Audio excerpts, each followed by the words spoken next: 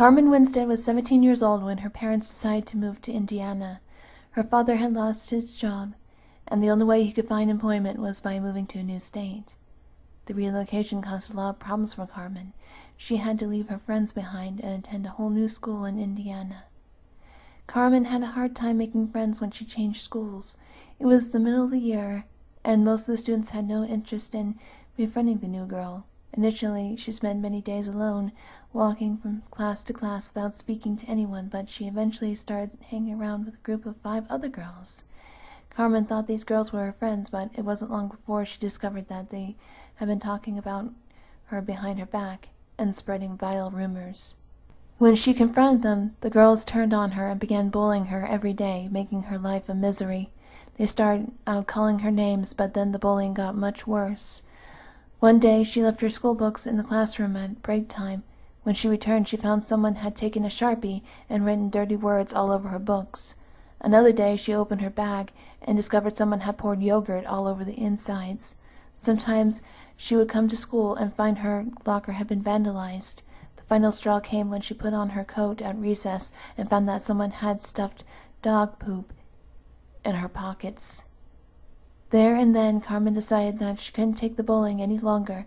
She planned to stay behind that evening after school and tell her teacher what had been happening. Unfortunately, her decision came too late to save her life. After lunch, her teacher announced that the school was holding a fire drill.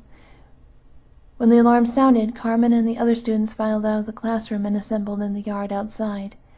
As the teachers read out the roll call, the gang of 5 girls decided that it was a great opportunity to embarrass Carmen in front of the whole school during the fire drill. They moved over to where Carmen was standing near a sewer drain and began crowding the poor girl, getting in her face and nudging her towards the open manhole. They pushed her, and she tripped over and fell headfirst down the manhole. When they saw her falling, the girls started giggling, and when Carmen's name was called out, they shouted, "She's down in the sewer!" All the other students began laughing, but when the teachers looked down the manhole and saw Carmen's body lying at the bottom in the muck and the poop, the laughter abruptly stopped. Her head was twisted around at an odd angle, and her face was covered in blood. Worse still, she wasn't moving. There was nothing any of the teachers could do for her. Carmen was dead. When the police arrived and went down into the sewer, they determined that she had broken her neck. Her face had been torn off when she hit the ladder on the way down, and her neck snapped when she landed on her head on the concrete at the bottom. The police hauled Carmen's body out of the sewer and sent her to the mortuary. Everyone had to stay behind after school while the police questioned all of Carmen's classmates. The 5 girls lied to the police, saying that they had witnessed Carmen falling down the sewer. The police believed the girls and Carmen Windstead's death was ruled an accident, and the case was closed. Everyone thought that was the last that they would hear of Carmen Windstead, but they were wrong. Months later, Carmen's classmates began receiving strange emails on their social media. The emails were titled, "They Pushed Her," and claimed that Carmen had not really fallen down the sewer, but she had been pushed. The emails also warned that the guilty people should own up and take responsibility for their crime. If they didn't, there would be horrible consequences. Most people dismissed the emails as a hoax, but others were not so sure. A few days later, one of the girls who pushed Carmen down the sewer was at home taking a shower when she heard a strange cackling laugh. It seemed to be coming from the drain. The girl started to freak out and ran out of the bathroom. That night, the girl said good night to her mom and went to sleep. 5 hours later, the mom was awoken in the middle of the night by a loud noise that resounded throughout the house. She ran into her daughter's room only to find it empty. There was no trace of the girl.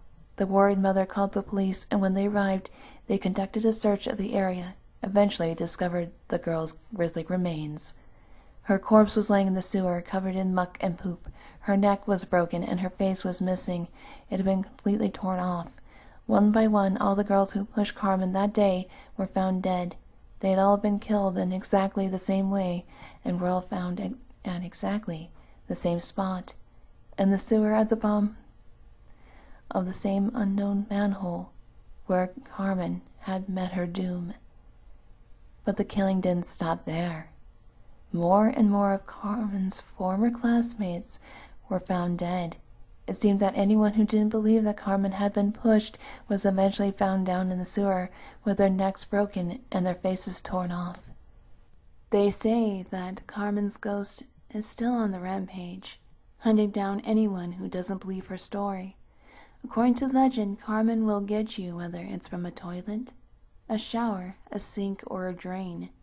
When you go to sleep, you'll wake up in the shower in complete darkness, paralyzed, unable to move, hearing cackling laughter all around you. Then, as you scream in horror, Carmen will come and tear your face off. So be careful who you bully, because you might just find yourself on the receiving end of the curse of Carmen Windstead. Is